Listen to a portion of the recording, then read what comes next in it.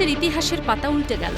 দখলদার ইসরায়েলকে রণাঙ্গনে চিরতরে শেষ করার মহাপরিকল্পনা নিয়ে সমস্ত মতপার্থক্য ধুলোয় মিশিয়ে এক মঞ্চে হাত মিলিয়েছে তিন কট্টর শত্রু সিরিয়া, ইরান ও তুরস্ক। যে আকাশসীমাকে এতদিন নিজেদের ড্রয়িং রুম মনে করত ইসরায়েলি যুদ্ধবিমান, তিন শক্তির যৌথ প্রতিরক্ষায় সেই সিরিয়ার আকাশ আজ তাদের জন্য সাক্ষাৎ মৃত্যুফাদে পরিণত হয়েছে।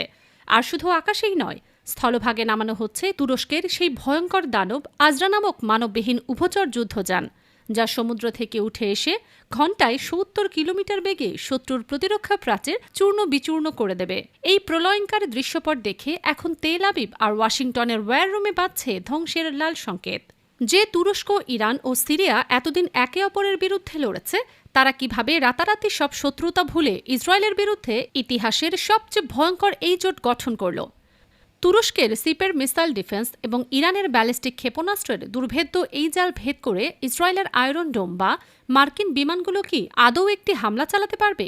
এবং সবচেয়ে ভয়ঙ্কর প্রশ্ন, সমুদ্র থেকে উঠে এসে ঘণ্টায় ৭০ কিলোমিটার বেগে ছুটে চলা মানববিহীন উভচরযান আজরা যখন ইসরায়েলের উপকূলে আঘাত হানবে, তখন তাদের প্রতিরক্ষা ব্যবস্থা কি কয়েক মিনিটের জন্যও টিকতে পারবে?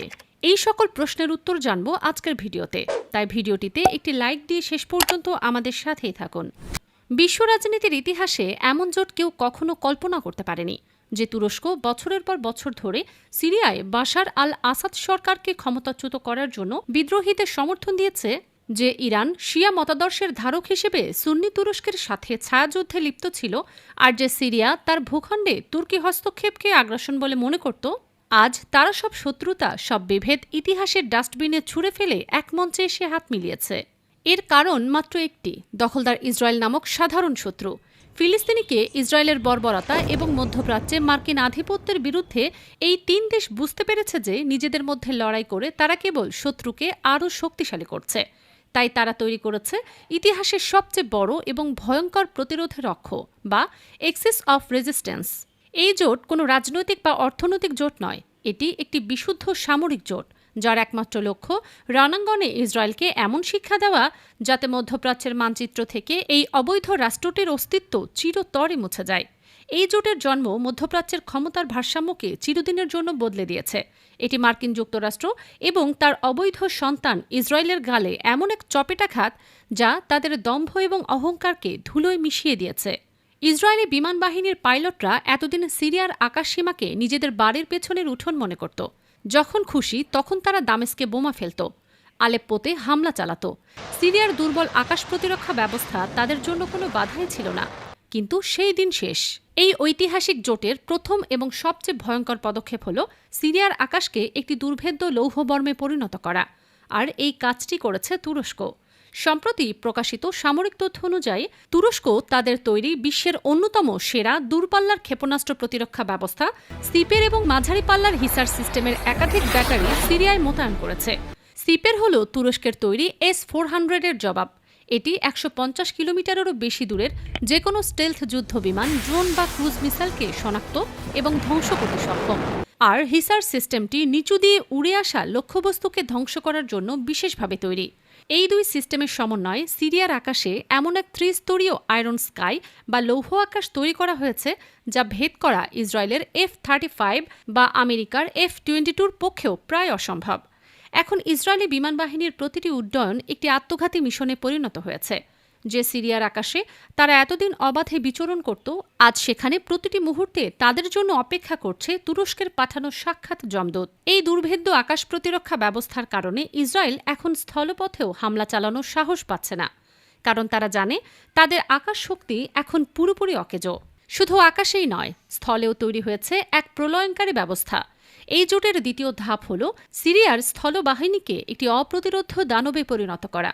দশকের পর দশক ধরে চলা গৃহযুদ্ধে সিরিয়ার সেনাবাহিনী প্রায় ধ্বংস হয়ে গিয়েছিল, কিন্তু তুরস্কের প্রশিক্ষণ, প্রযুক্তি এবং ইরানের অর্থায়নে সেই সেনাবাহিনীকে নতুন করে পুনর্গঠন করা হয়েছে। প্রায় 2,50,000 সিরীয় সেনাকে আধুনিক অস্ত্র, কৌশল এবং কমান্ডো প্রশিক্ষণ দিয়ে এমন এক গ্রাউন্ড ফোর্সে রূপান্তরিত করা হয়েছে যারা যে কোনো পরিস্থিতিতে যুদ্ধ করতে প্রস্তুত। তিন দেশের এই ঐতিহাসিক ব্লুপ্রিন্ট অনুযায়ী ইসরায়েলের সাথে পূর্ণাঙ্গ যুদ্ধ শুরু হলে প্রতিরোধের প্রথম ধাক্কা সামলাবে এই সুপ্রশিক্ষিত সিরীয় সেনারা। তারাই হবে প্রথম মানব প্রাচীর। আর এই প্রাচীরের পেছনে দ্বিতীয় এবং সবচেয়ে বিধ্বংসী স্তরে থাকবে ইরানের অপ্রতিরোধ্য ব্যালিস্টিক ক্ষেপণাস্ত্র এবং লৌহ কঠিন লজিস্টিক সাপোর্ট। ইরান তাদের হাজার হাজার দূরপাল্লার ফাত্তা, খাইবার এবং শাহাব সিরিজের ব্যালিস্টিক ক্ষেপণাস্ত্র সিরিয়ায় বিভিন্ন গোপন ঘাঁটিতে মোতায়েন করেছে। যুদ্ধের সময় এই ক্ষেপণাস্ত্রগুলো ইসরায়েলের তেল আবিব, হাইফা এবং দিমোনা পারমাণবিক কেন্দ্রের মতো কৌশলগত লক্ষ্যবস্তুতে একযোগে আঘাত হানবে। অর্থাৎ সামনে সিরীয় সেনাদের দুর্ভেদ্য প্রাচীর আর পেছনে ইরানের মিসাইলের আগুন। এই দুয়ের মাঝে পড়ে ইসরায়েলের পালানোর কোনো পথই খোলা থাকবে না। কিন্তু এই ব্লুপ্রিন্টের সবচেয়ে ভয়ঙ্কর এবং গেম চেঞ্জিং অংশটি হল তুরস্কের তৈরি এক নতুন প্রজন্মের যুদ্ধাস্ত্র। এটি এমন এক দানব যা প্রচলিত যুদ্ধের সমস্ত নিয়মকানুনকে বদলে দিয়েছে। এর নাম আজরা। আজরা হল তুরস্কের প্রতিরক্ষা জায়ান্ট FNSS এর তৈরি একটি অত্যাধুনিক মানবপ্রাচীর উভচর যুদ্ধযান। এটি কোনো সাধারণ ড্রোন বা রোবট নয়। প্রায় ৮ টন ওজনের এই দানবীয় যানটি সমুদ্রের বুক চিরে উঠে আসতে পারে এবং ঘণ্টায় ৭০ কিলোমিটারেরও বেশি গতিতে স্থলে ছুটে চলতে পারে। ভাবুন একবার, ইসরায়েলি সেনারা যখন সীমান্তে সিরীয় বাহিনীর সাথে লড়াইয়ে ব্যস্ত, ঠিক তখনই ভূমধ্যসাগরের জল থেকে শত শত আজরা দানবের মতো উঠে এসে হাইফা বা তেল আবিবের উপকূলে আঘাত হানছে। এগুলো সম্পূর্ণ মানববিহীন হওয়ায় জীবনের কোনো ঝুঁকি নেই। এগুলো একযোগে শত্রুর বাংকার, ট্যাঙ্ক এবং প্রতিরক্ষা প্রাচীরকে চোখের পলকে চূর্ণ বিচূর্ণ করে দিতে পারে। আজরার সবচেয়ে বড় ক্ষমতা হল এর উভচর প্রকৃতি। এটি সমুদ্র থেকে সরাসরি স্থলে উঠে আসতে পারে, যা যে কোনো দেশের উপকূলীয় প্রতিরক্ষার জন্য সবচেয়ে বড় দুঃস্বপ্ন। ইসরায়েলের উন্নত প্রতিরক্ষা ব্যবস্থাও এই সমন্বিত এবং অতর্কিত হামলার সামনে কয়েক মিনিটের জন্যও টিকতে পারবে না। প্রতিপক্ষের গুলির মুখে নিজেদের সেনাদের রক্ত ঝরানোর দিন শেষ। এখন যুদ্ধ করবে তুরস্কের পাঠানো এই যান্ত্রিক দানবেরা। সবশেষে এটি কোনো বিচ্ছিন্ন সামরিক মহড়া বা ফাঁকা হুমকি নয়। এটি মধ্যপ্রাচ্যের ক্ষমতার ভারসাম্যকে চিরতরে বদলে দেওয়ার এক সুপরিকল্পিত এবং বাস্তবায়নযোগ্য ব্লুপ্রিন্ট। তুরস্কের সর্বাধুনিক প্রযুক্তি, ইরানের লৌহকঠিন রণকৌশল এবং সিরিয়ার অকুতোভয় জনবল, এই তিনের সমন্বয়ে গঠিত প্রতিরোধের অক্ষ ইসরায়েলের অস্তিত্বের জন্য সবচেয়ে বড় হুমকি হিসেবে আবির্ভূত হয়েছে।